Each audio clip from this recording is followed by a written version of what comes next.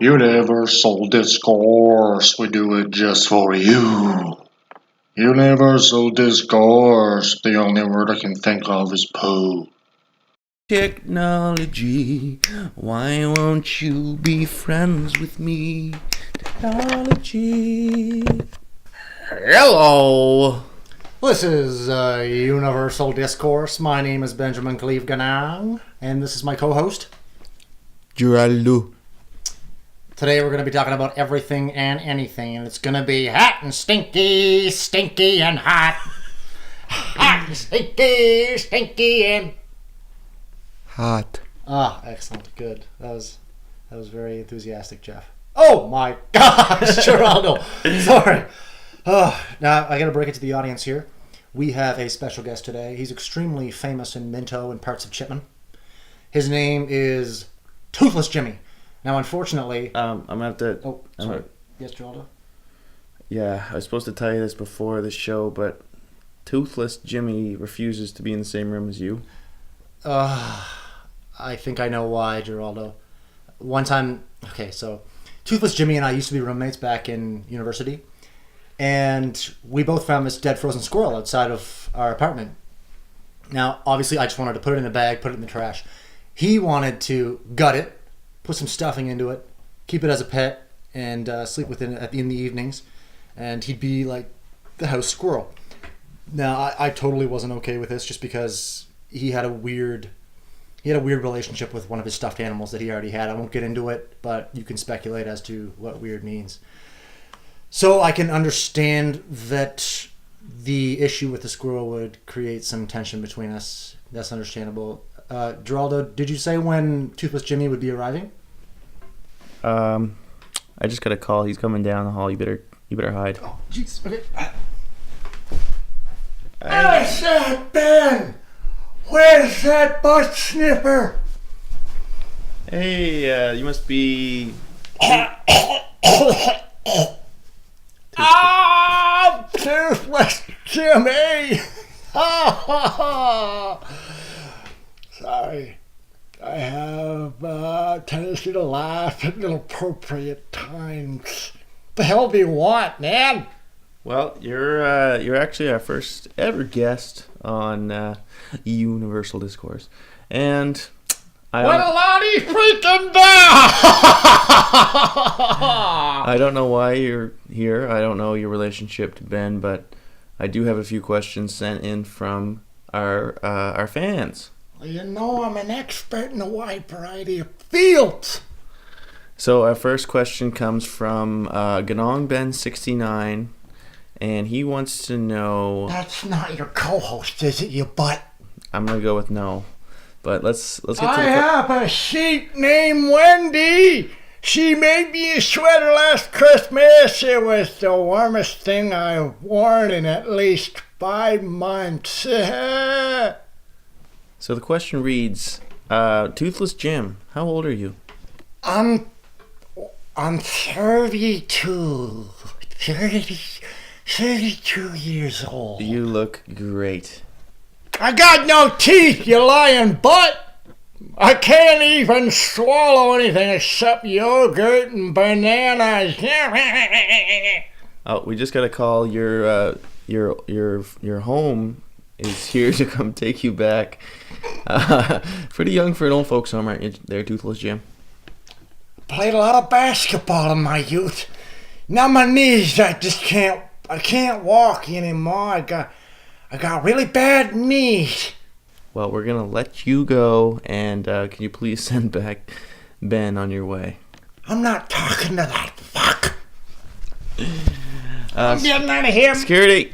This man removed. Folks, I'm so sorry. We really tried to get a local celebrity, but we don't have the credit yet, even though we are Fredericton's most powerful podcast. Oh, man. Oh, my... Jeez. Our viewers are going up rapidly. People like Toothless Jimmy. I think we have... we just... 7 to 8 at this point. It's off the charts. Toothless Jimmy is a local wonder, like I said, in Minto and in parts of Chipman. Well, maybe we should reach closer to home for our next guest. Who should we get for our next guest? Oh, I know some people. Tom Petty? Tom Petty's dead. Oh. There's some other names that are coming to my mind, but Norm Foster.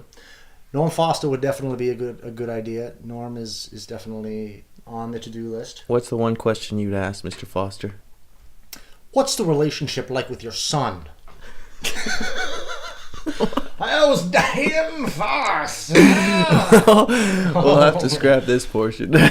Just to give you a context behind, Norm Foster is actually a father of one of our childhood friends named Dan Foster. He's still my friend. Shout out to Dan Foster, that tree of a man. I'm sorry, Dan.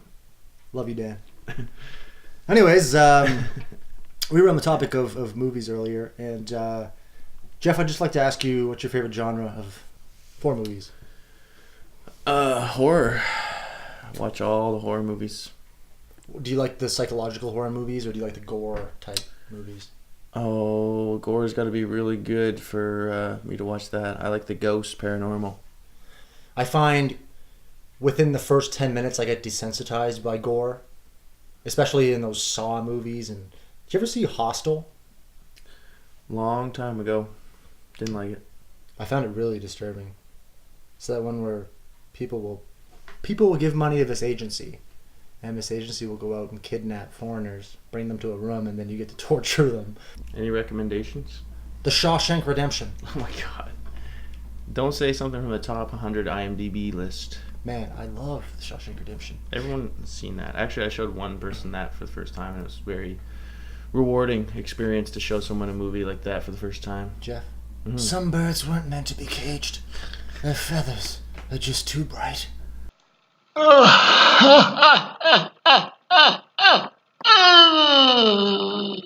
Morgan Freeman says that at the end when Tim Robbins escapes from... Can you quote the old man? That died? Yeah. Hung himself. I know he wrote a pretty good suicide letter. He did, man. That was heart-wrenching. Him and that crow. Remember the crow that he hid in his coat? Jack. Yeah, Jake. Yeah, Jake. And he used to feed him maggots from the prison ghoul or whatever they were eating. It was disgusting. Goose. I'm tired of being afraid all the time. Yeah, something like that. I've decided not to stay. It's pretty sad. Mm-hmm. And he says Brooks was here above where he... Do you have... I feel like you don't have this. Do you have a movie that you'll just put on all the time? Like maybe you're not paying attention to it, maybe fall asleep to it or something, or you just have seen it over 100 times? This one might not be rewatchable for a lot of people because it is quite long, but I probably saw Gladiator 30 times. You did like that a lot. And Patriot. Yes. Gladiator, man, I know the whole monologue from... But are you sick of it now? Well, you tell me. Maximus. Maximus. Maximus. They call for you. The general who became a slave who became a gladiator. The gladiator who defied an emperor. Striking story. Now but the people want to know how the story ends. Only a striking death will do. And what could be more glorious than to challenge the emperor himself in the great arena? You would fight me? And why not? Do you think I'm afraid? I think you've been afraid all your life. Unlike Maximus the Invincible, who knows no fear. I knew a man who once said, death smiles at us all a man can do is smile back. That's funny. Did your friend smile at his own death? You must know, he was your father. You love my father, I know. But so did I. That makes us brothers, doesn't it? Smile for me now, brother. Ah! If you were... if you were going to be acting in a role, would you rather be the bad guy, like the Joaquin Phoenix in Gladiator, or would you rather be the hero kind of babyface like the Russell Crowe? First inclination would be to be the antagonist, to be the bad guy. Not always. Sometimes in movies it's just like he's just a bad guy and that's it. Right? There's no shades of gray. Like Tom Hardy in The Revenant.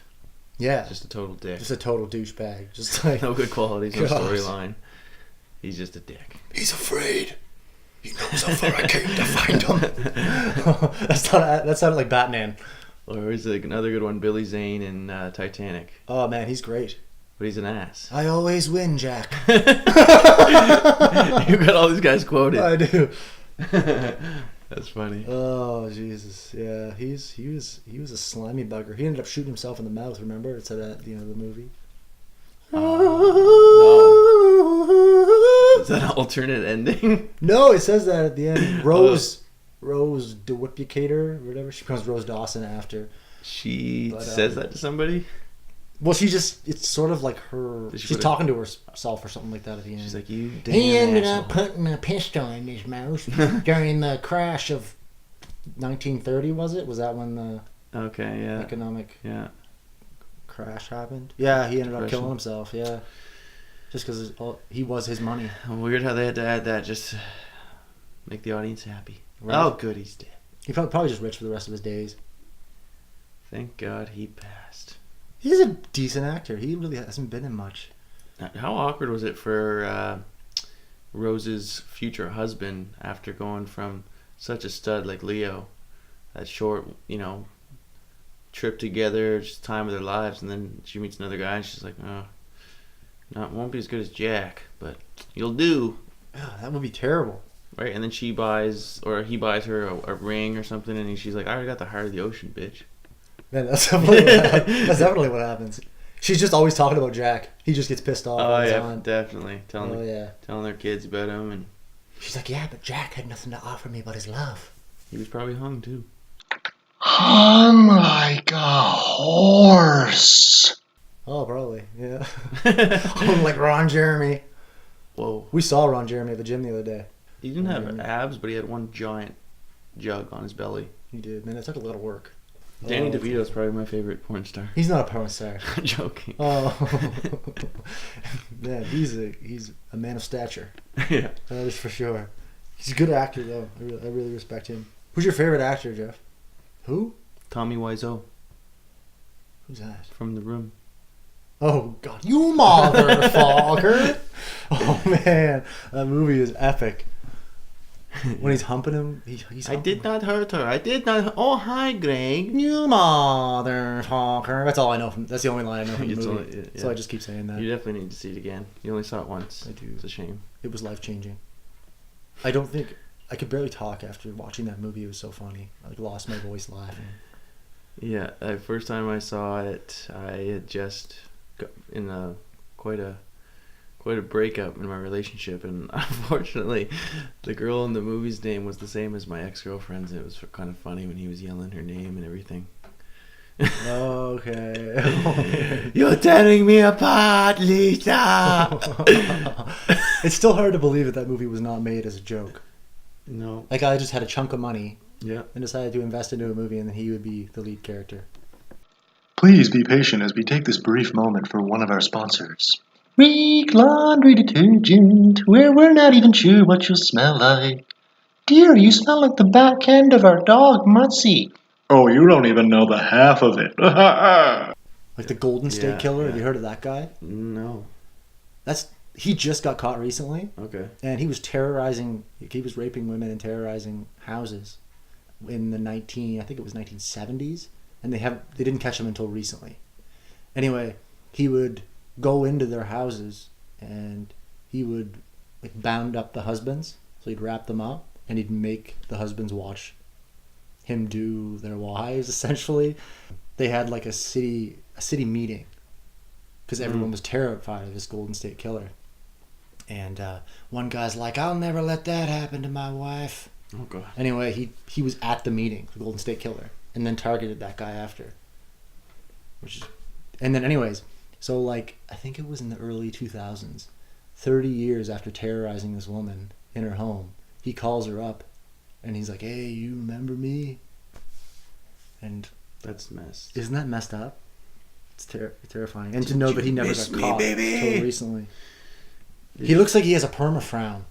Oh, he's His recent picture, upset, I imagine. it looked like his terrorizing didn't really give him much of Is he satisfaction. toothless like Jimmy? Well, Toothless Jimmy is his son. Toothless Jimmy is a more reputable man than that. Yeah. Oh, that's a pretty depressing topic. Did I ever talk to you about the clock tower shooter No, from Texas? no. It's a pretty interesting story of this guy who basically had a pretty regular life for the time. Like, he was in the army a little bit, went to college, had a wife, had a mom, loved them both. But at some point in his life, he just started to have asphyxiations about killing people. Okay. And he even just like knew exactly what he was going to do. He knew he was going to go climb up on the giant clock tower on the campus in Texas somewhere, and just start. He just needed to do it. He needed to start shooting people. So before he just acted on it, he started to like try to get help. So he tried to go to like psychiatrists at the time. This was like early 60s maybe, or late 50s. Yeah. So psychiatry wasn't that strong, but he was trying to talk to some doctors and stuff, and they couldn't really do anything for him. So he was journaling and like writing down his thoughts, and he basically just wrote all out exactly what was going to happen, which was that one day he just snapped. He killed his mom in her bed, killed his wife, left a note with them, and then like saying sorry, I didn't have control and I didn't want to do this, but I have to. And then he climbed up the clock tower and like spent the full day up there just sniping people off till finally the police killed him. But it's just crazy how he was a regular guy and he knew something was wrong with him, but there was not enough medical support at the time to really, because I think what happened after the autopsy was they found a tumor starting in his head. Really? Yeah. So I wonder if he thought voices were telling him to do it, or whether he just felt like this, whether he just felt compelled, like it wasn't a choice. Yeah, it didn't seem like he had much choice. It's hard to have compassion for someone like that. You know. But it's hard to believe a lot of things on social media nowadays. Did you hear that if someone posts something online, sometimes bots on social media platforms will come in and say something completely outrageous just to start an argument, and so all these people just end up arguing over something that this bot just automatically just fed into this feed or just that was me. Was that you? Yeah. You're the bot. You were hired by Mark Zuckerberg to go on Facebook and just start giving people a reason to argue. Do you ever get involved in that? Arguing over political opinions and Donald Trump's hair? Only if it's something I have no expertise on while I post a strong opinion. Yeah, me too. Joking. Actually, I just saw one that, because I know we talked about a few that I've seen online before that were just idiot white males just saying whatever the hell they thought they could say. And then there was one last night about a guy posted on someone's Facebook wall, and he kind of just was taking shots at the homeless people downtown that live in those tents in the freezing cold. Yeah. Because there was an advocate type female girl they have on Facebook, and she was posting something about it.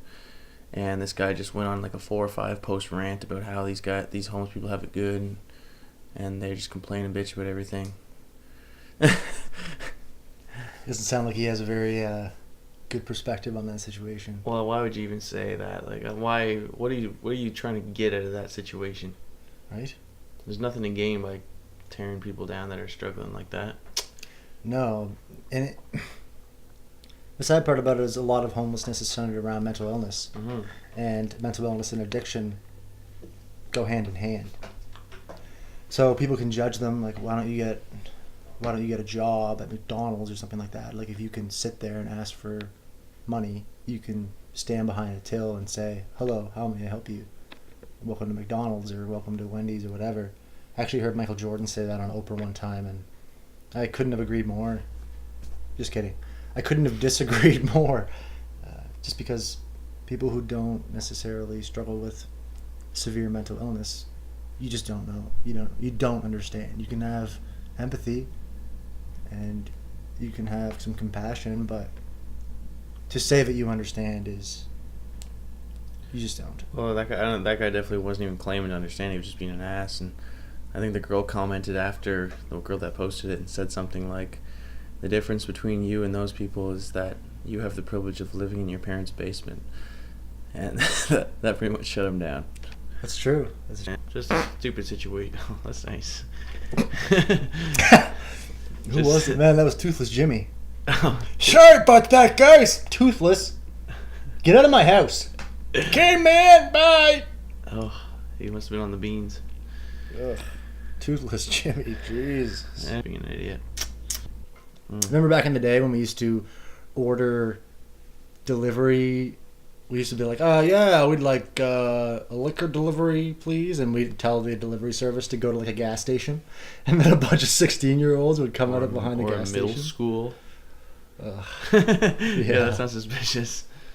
Hey, just meet me up at the middle school. Just be hanging out with all the kids. Yeah. I got an underage drinking fine up there at Nashville Kiss Middle School. I was with you At one point. Yeah, you and James and Yeah, we kind of ruined the night, didn't it? That did ruin the night. We just sat there. They took all our liquor, I think. Yeah. Didn't they? So, Jesus, this was sketchy. You remember his name. Should we not reveal his name? Bowie! Huh? Powie? Why Perry? Zanzui Powie! I don't think it was Perry. I think Okay. it might have been Perry's dad, but his name was Spaz. Oh, yeah, I do remember that. I was actually going to mention the whole chocolate thing to you. Chocolate. Remember that? Okay, so Spaz Deliveries came and got us one time. Were you in the car when he drove us down to the liquor store and got us liquor? I thought it was just me and Rye. Me and you and Rye. Oh, you were there too? Yeah, and his son was in the front seat. Yeah. Yeah. There's three of us. That's better. And he drove us down there, and we came back, and I'm not sure if it was us or not, but he's like, "You ever want weed, man? Yes, for the chocolate." I never heard. Yes, for the chocolate. I think I was tuned out at that point. Didn't even hear what he said. And so a gentleman that we both know, his name's Joe. He'd be willing to do anything back in the day. So he called Spaz Deliveries up. He's like, "Yeah, I'd like some chocolate." And then Spaz literally, like, he says, "We don't sell no fucking chocolate." And he's like, "No, I want some chocolate." And he's like, "Oh." Joe probably asked him like 4 or 5 times. And he was like, oh. And then finally he's like, okay. So Spaz, this really sketchy random guy in a red old school. It was a really crappy old boat car. Yeah, it was a boat car. It looked like an old school cop car or something like that. But it was red, and he brought his son everywhere with him. Very distinct individual. Do you think his son took over? No, he probably resented his father. Yeah, probably. But yeah, we had to get in the car because we couldn't just give him all. We had like an order for 10 kids or teenagers, all of our friends and stuff, and we weren't gonna give this guy $80-$90 just to take off with, and then we couldn't say anything about it. So we had to get in the car and go down to the liquor store with this sketchy guy, and we were just kind of like looking at each other like we're gonna die. What is happening right now? But somehow Spaz pulled it off, and we were the heroes of the party. It was kind of like Superbad. It always reminds me of that. Want to hear another tale about an older gentleman? Oh, this one's not nearly as Toothless sketchy. Jim? All right, so I used to assistant coach for the varsity basketball team, and we went to Quebec one time, to Quebec City, and we stayed in quite a beautiful spot. And at the time, alcohol was my higher power. Mm-hmm. And anyways, so we played a couple basketball games, got our ass kicked by these unreal Montreal-based teams. I'm pretty sure they were from Montreal, a couple of them. We were down like 50-10 at halftime. So afterwards, all the boys were a little bit down, whatever, and they kind of went to sleep. And then us 3 coaches were in our room, and I just looked at the other 2 coaches. I was like, "You guys want to go out tonight or what?" So I was all about going out whenever I could, as you know. And neither one of them wanted to go out with me, and I was like, "Fine, whatever." And I was like, "Are you guys okay?" Like, they're like, "You're a grown man. You can do what you want." I was like, "Awesome." So I leave our hotel, and I'm bombing down this street, and I start walking around the block just looking for a cool place to sit down, a nice pubby vibe, like an Irish pub. I always really vibed well with those, especially early on when I was having my first couple of drinks. I think that was probably my most enjoyable time, was those first 2 to 3 beer where I got that buzz going. And all downhill from there. Yeah, man. I just try to chase that for the rest of the night. Jeez. But there was a place called 321, and I walked into this place called 321, and I sit down, and the bartender comes over, and I'm like, "Hey, man, like, I'll have a Labatt Blue," and they give me this huge tall boy beer. It's not like your 355 or 340 milliliter beer bottle. It's like 720 or 700 milliliter bottle. And I was like, all right, I can handle this. So I'm sitting there, and all of a sudden, this guy comes out, of nowhere, and he's standing behind me, and I'm starting to notice that every single person in this pub is a male. And so this guy's standing beside me, and he's like, you know, every guy at this bar is looking at you right now. I was like, what? He's like, you're remarkably handsome. And I was like, oh, thanks. Like, what's your name? He's like, my name's Gabriel. I was like, oh, yeah, thanks, Gabriel. So he leaves. I panic. So I have 2/3 of his beer still to drink. And so I start chugging it. And then next thing I know, this older man comes and sits down beside me. And he's like, how you doing? My name's Lindsay. This older man named Lindsay. Figured out he's in a gay bar. And he's like, can I buy you a beer? And I was like, you know what? Yep. After that first beer, I was like, sure. I'll get some free drinks. Why not? And eventually, after my second beer, he's like, do you want me to show you the town, boy? And I was like, red light went off. No, I'm not going to go with this random person in his van, because he has a van for some reason. He alluded to the fact that he would be chauffeuring me around in this van. And I was like, no, and I made it very clear that I was straight. Then he buys me a third beer, and these beers are pretty big. Start getting this buzz on, and I say, you know what? Seems like a nice enough guy. Get into his van. Oh my god. He drives me to this bar, and of course it's a gay bar, which is fine, whatever.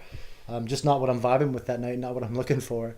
And we go in there, and I'm like, you know what, Lindsay, I just got to use the washroom. Do you think he thought he was getting laid or what? Oh, he definitely did the whole night. He's like, I wonder how many drinks I can put into this boy before he'll come and sleep with me. I won't get into any. I won't get into any graphic, fantastical details of what might have happened. But anyways, I go into this bathroom at this pub. Sorry, it was more like a dance bar, and there's 3 levels to it. And I go to the top level, and I go to pee, and the hole that you stick your bird in to pee is literally an asshole. Like they have like a butt made out of like porcelain or whatever, and the part that you pee in is supposed to be the butthole. And then I go into the stall because I'm not really comfortable with peeing in this imaginary butthole, and then I close the door, and as I close the door, there's a television screen with gay porn going on. So when you're doing your duty on the toilet, you're watching these 2 guys go at it. I'm like, Jesus!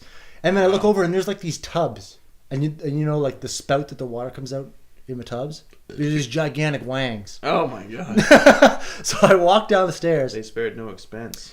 And I was like, Lindsay, I gotta go, man. I'm not really that comfortable here. So we leave. We go to another bar, and there's this girl sitting down at the end of the bar, and I'm sitting beside Lindsay, and I'm giving this girl the eye, and we start dancing, and I start making out with this girl. Are you sure it's a girl? Yes, absolutely positive. And I turn around, and Lindsay's gone. And so anyways, the story's almost done. So I make out with this girl, and then she's in the washroom, and I decide to leave. Maybe that wasn't the best choice, but I leave. And on my way back to the hotel, I run into these 2 guys and these 2 girls.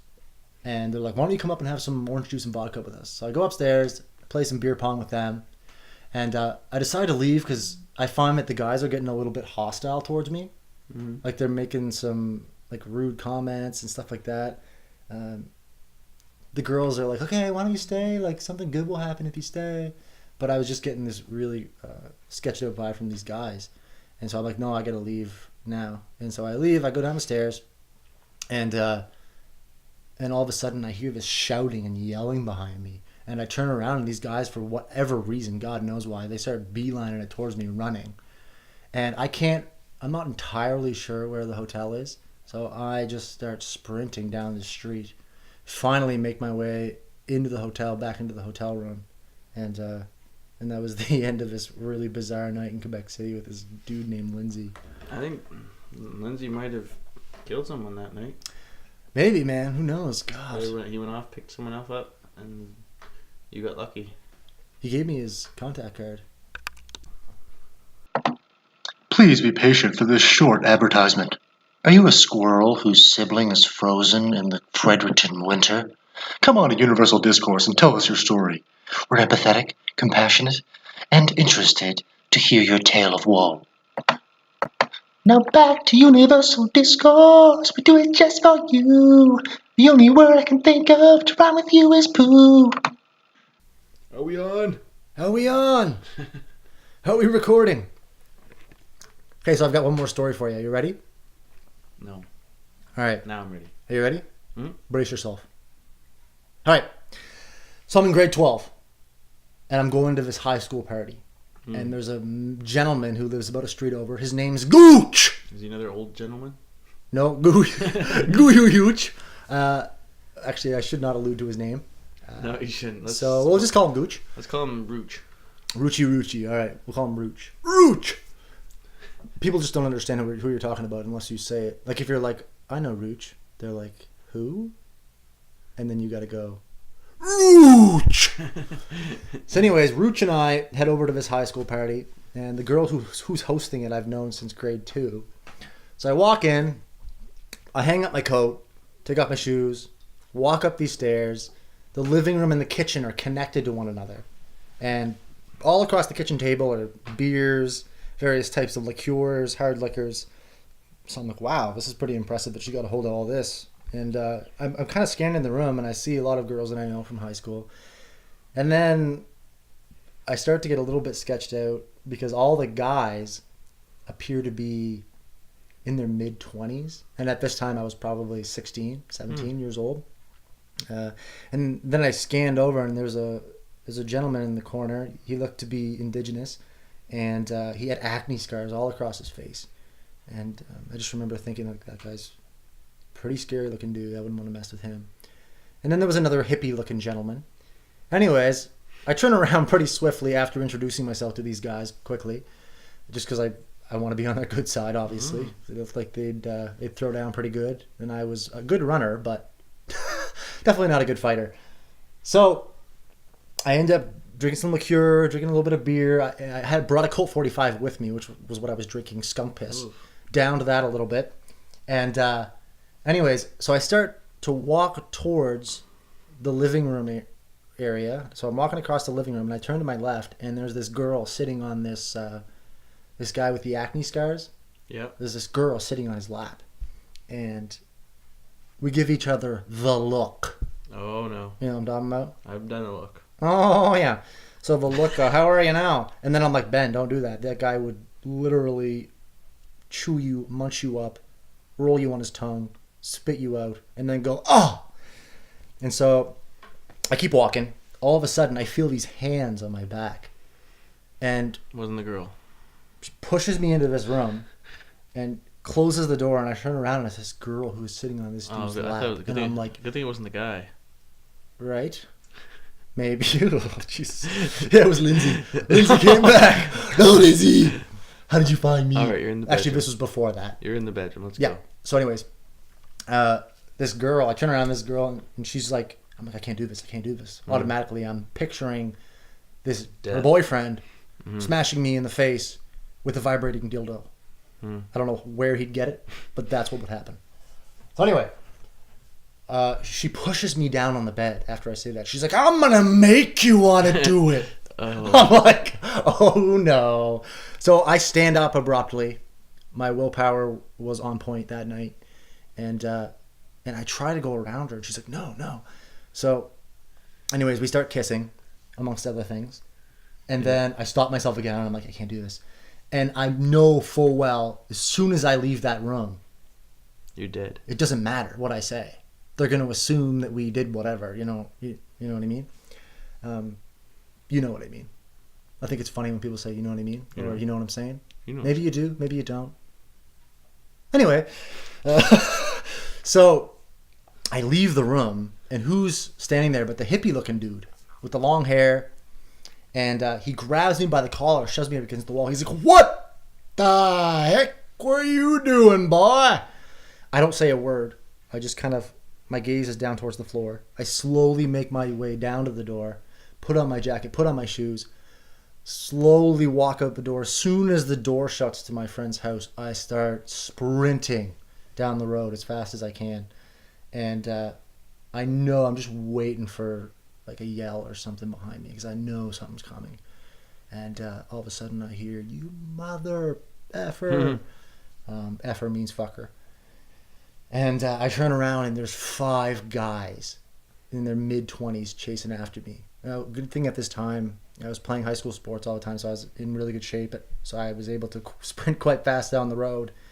And when I turned the corner, turned left onto the next street, there was a hedge that was right there. So I was able to get on the other side of the hedge, and then I did a bit of a U-turn and then hid within the hedge, curled my way around one of the branches, and then I could see these guys. They were going on either side of the hedge, which I was kind of surprised that they would do that. I thought that they would just keep going down the road, so it sketched me out. I was like, they're going to find me in this damn hedge. And here I am, like, shaking, holding this branch. And anyways, I hear just as they start to walk away, I hear a good thing that little fucker can run. And then I made my way back to my house, and I was terrified that my friend was going to tell them where I lived, even though I was pretty sure she wouldn't do that. And she ended up telling them that I went to Subway. Oh, okay. But yeah, so I got in my room, put my sheets over my head, and who comes and knocking on my window and scares the Moses out of me? That girl. Rooch! Oh, it's Rooch. So Rooch comes in. Rooch is hanging out in my room. And from that point on, I was a little bit sketched out to go downtown because apparently that's where they hang out. And I actually did end up seeing the hippie guy downtown at one point. But I always got a good vibe from him other than the fact that he was just being a good friend. Well, he didn't bang his girl. Yeah, so. exactly. And so he just said, "What's up, man?" And I said, "No, not much." And that was the end of that. The hippie guy might have even seen you in the bushes and let you go. You never know. Right? That's a good point. I can't imagine you being, that intoxicated and hiding that well in a hedge. It's just that you'd think that they would have seen the hedge rustle a bit.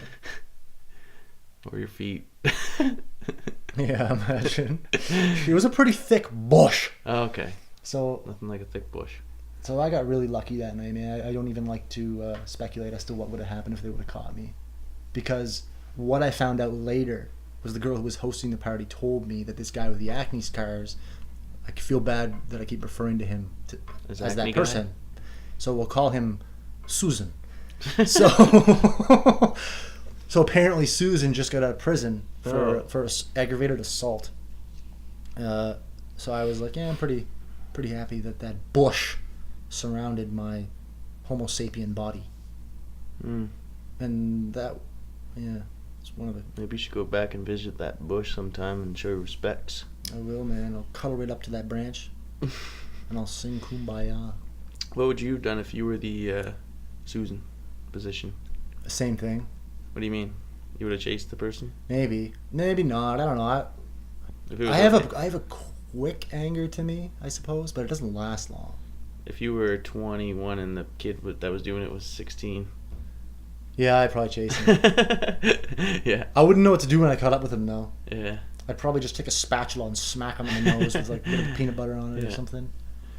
But it would kind of be like a dog chasing a car, and then the car stops, and the dog's like, I don't know what to do now. Yeah, and then you just kick the dog in the nuts. Yeah, pretty much. That's the thing about dogs overseas. They all have balls. Big old balls? There's just dogs with balls. When you go to Thailand, people are going to ask you, what the fuck is up in Thailand when you get back? You'll be like, dogs with balls. Just a bunch of balls. Are they all going at it? More just a bunch of balls. Oh. Yeah, just sleeping on the road because it's so hot there. They're just chilling. I only came across one dog that was ever like really aggravated and made me feel like it might attack.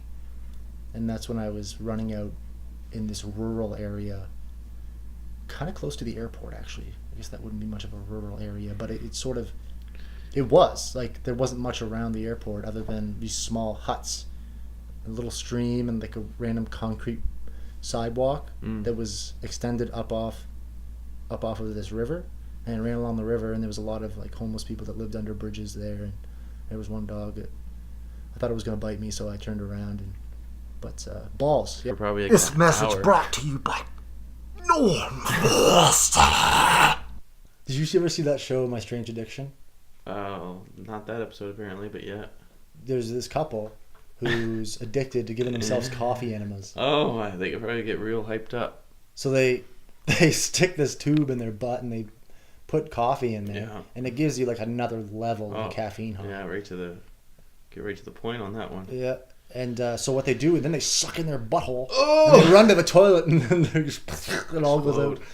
So this couple, literally, like their day is just centered around giving That's themselves coffee cute. enemas. Wonder how they found each other. I don't know, man. Could have been like I don't even know where the... At a coffee shop for sure. Oh yeah, no doubt. The guy was like, "Hey, you want this to go real quicker? Come over to my place tonight. And I'll show you how it's really done." Yeah, they were at a Starbucks. She fell in love. Yeah, she did. I wonder if there's like a what do they call it? Coffee Enema Anonymous. You are powerless over your butthole, and your life has become unmanageable. Oh, I've seen someone put a pill up their butthole before. The what? Put a pill up their butt. Was it Nikki, your dog? No, Nikki! I had to do it for Nikki, but Oh, with your Yeah. tongue? well, I think that's where we cut it off. This was Universal Speaking. Universal Discourse. We talk about anything and everything to do with life. Coffee enemas and buttholes. Goodbye. Hey, you. Yeah, you. Listening to this podcast. In your comfy chair. Did you like it? I know you liked it. Press the subscribe button and share. And have yourself a fantastic day.